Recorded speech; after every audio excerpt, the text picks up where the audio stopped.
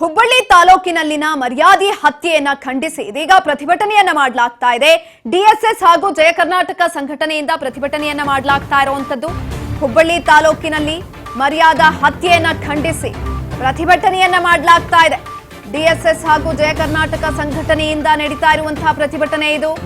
ಧಾರವಾಡದ ಡಿಸಿ ಕಚೇರಿ ಎದುರುಗಡೆ ಪ್ರತಿಭಟನೆಯನ್ನ ಮಾಡಲಾಗ್ತಾ ಇದೆ. ಮೃತ ಮಾನ್ಯ ಪಾಟೀಲ್ಗೆ ಶ್ರದ್ಧಾಂಜಲಿ ಸಲ್ಲಿಸಿ ವಿನೂತನವಾಗಿ ಪ್ರತಿಭಟನೆಯನ್ನ ಮಾಡ್ತಿದ್ದಾರೆ. ದಲಿತರ ಮೇಲೆ ಹಲ್ಲೆ ಮಾನವೀಯ ಅಂತ ಇದೀಗ ಆಕ್ರೋಶವನ್ನ ಕೂಡ ಹೊರಹಾಕಲಾಗ್ತಾ ಇದೆ.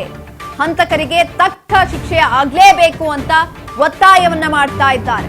ಇಂತಹ ಕೃತ್ಯಗಳು ಮತ್ತೊಮ್ಮೆ ಆಗದಂತೆ ಶಿಕ್ಷೆಗೆ ಆಗ್ರಹಿಸಲಾಗ್ತಾ ಇದೆ. ಹುಬ್ಬಳ್ಳಿ ತಾಲೂಕಿನಲ್ಲಿ ಮರ್ಯಾದಾ ಹತ್ಯೆಯನ್ನ ಖಂಡಿಸಿ ಇದೀಗ ಡಿಎಸ್ಎಸ್ ಹಾಗೂ ಜಯ ಕರ್ನಾಟಕ ಸಂಘಟನೆಯಿಂದ ಪ್ರತಿಭಟನೆಯನ್ನ ಮಾಡ್ತಾ ಇರುವಂತದ್ದು. ಧಾರವಾಡದ ಡಿಸಿ ಕಚೇರಿ ಎದುರು ನಡೀತಾ ಇರುವಂತಹ ಪ್ರತಿಭಟನೆ. ಹುಬ್ಬಳ್ಳಿಯಲ್ಲಿ ಮರ್ಯಾದಾ ಹತ್ಯೆ ಆಗಿತ್ತು. ಮಾನ್ಯ ಎಂಬ ಹೆಣ್ಣು ಮಗಳನ್ನ ಆಕೆಯ ತಂದೆಯೇ ಕೊಲೆ ಮಾಡಿದ್ದ, ಹತ್ಯೆ ಮಾಡಿದ್ದ. ಗರ್ಭಿಣಿ ಅನ್ನೋದನ್ನ ಕೂಡ ನೋಡದೆ ಆಕೆಯನ್ನ ಕೊಲೆ ಮಾಡಲಾಗಿತ್ತು. ಇದೀಗ ಅದೇ ವಿಚಾರಕ್ಕೆ ಸಂಬಂಧಪಟ್ಟಂತೆ ಪ್ರತಿಭಟನೆಯನ್ನ ಮಾಡಲಾಗ್ತಾ ಇರುವಂತದ್ದು. ಆಕೆ ಯಾರನ್ನೋ ಪ್ರೀತಿಸಿ ಮದುವೆ ಆಗಿದ್ಲು. ಇದಕ್ಕೆ ಫ್ಯಾಮಿಲಿಯಿಂದ ವಿರೋಧ ಕೂಡ ವ್ಯಕ್ತವಾಗಿತ್ತು. ಮದುವೆ ಆಗಬೇಡ ಅಂತ ಹೇಳಿದ್ರು, ಆದ್ರೂ ಕೂಡ ನಾನು ಆತನನ್ನೇ ಮದುವೆ ಆಗ್ತೀನಿ ಅಂತ ಹೇಳಿದ್ಲು. ಕಾಲೇಜಲ್ಲಿ ಓದ್ತಾ ಇದ್ದಂತಹ ಸಂದರ್ಭದಲ್ಲಿ ಇನ್ಸ್ಟಾಗ್ರಾಮ್ನಲ್ಲಿ ಪ್ರೀತಿ ಹುಟ್ಟಿದ್ದಂಥದ್ದು. ಅನ್ಯ ಜಾತಿ ಯುವಕನನ್ನ ಮದುವೆ ಆದೆ ಅನ್ನುವ ಒಂದೇ ಒಂದು ಕಾರಣಕ್ಕೆ ಹೆತ್ತ ತಂದೆಯೇ ತನ್ನ ಮಗಳನ್ನ ಕೊಲೆ ಮಾಡಿರುವಂಥದ್ದು. ಇದೇ ವಿಚಾರಕ್ಕೆ ಸಂಬಂಧಪಟ್ಟಂತೆ ಪ್ರತಿಭಟನೆಯನ್ನ ಮಾಡಲಾಗ್ತಾ ಇದೆ.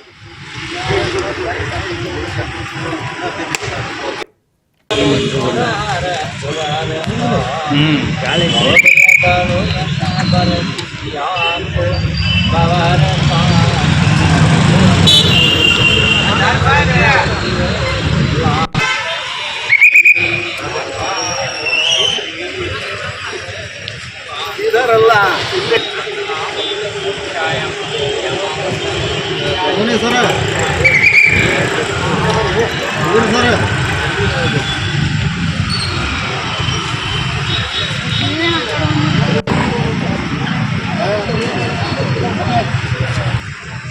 ನಮ್ಮ ಸಹೋದರಿ ಮಾನ್ಯ ಪಾಟೀಲ್ ಅವರು 21ನೇ ತಾರೀಕು ಅವರ ಹತ್ಯೆನಾಗುತ್ತೆ. ಆ ತಾಯಿಯ ಗರ್ಭದಲ್ಲಿ ಒಂದು 7 ತಿಂಗಳ ಮಗು ಇದ್ದರೂ ಕರುಣೆ ಇಲ್ಲದೆ ಅವರ ಸಂಬಂಧಿಕರು ಆ ತಾಯಿಯನ್ನು ಬರ್ಬರವಾಗಿ ಹತ್ಯೆ ಮಾಡಿದ್ದಾರೆ. ಅದಕ್ಕೋಸ್ಕರ ಆ ತಾಯಿಯ ಆತ್ಮಕ್ಕೆ ಶಾಂತಿ ಕೋರಲೆಂದೇ ಇವತ್ತು ಜಯ ಕರ್ನಾಟಕ ಸಂಘಟನೆ ಹಾಗೂ ದಲಿತ ಸಂಘರ್ಷ ಸಮಿತಿ ಅಂಬೇಡ್ಕರವಾದ ಎರಡೂ ಸಂಘಟನೆಗಳು ಕೂಡಿ ಆ ತಾಯಿಗೆ ಆತ್ಮಕ್ಕೆ ಶಾಂತಿ ಕೊಡಲೆಂದು ನಾವಿವತ್ತು ಅವಳ ಪೂಜೆಯನ್ನು ಮಾಡ್ತಾ ಇದ್ದೀವಿ. ಆ ತಾಯಿಗೆ ಪುಷ್ಪಾರ್ಚನೆಯನ್ನು ಮಾಡ್ತಾ ಇದ್ದೀವಿ.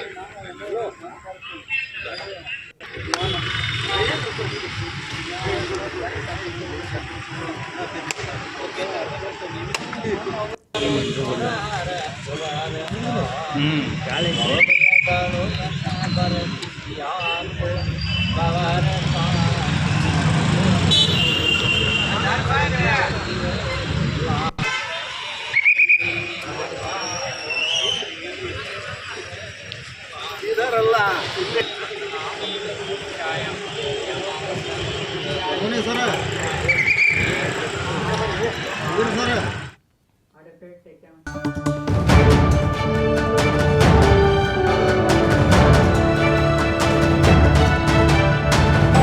ರಾಜ್ ನ್ಯೂಸ್ ಕನ್ನಡ.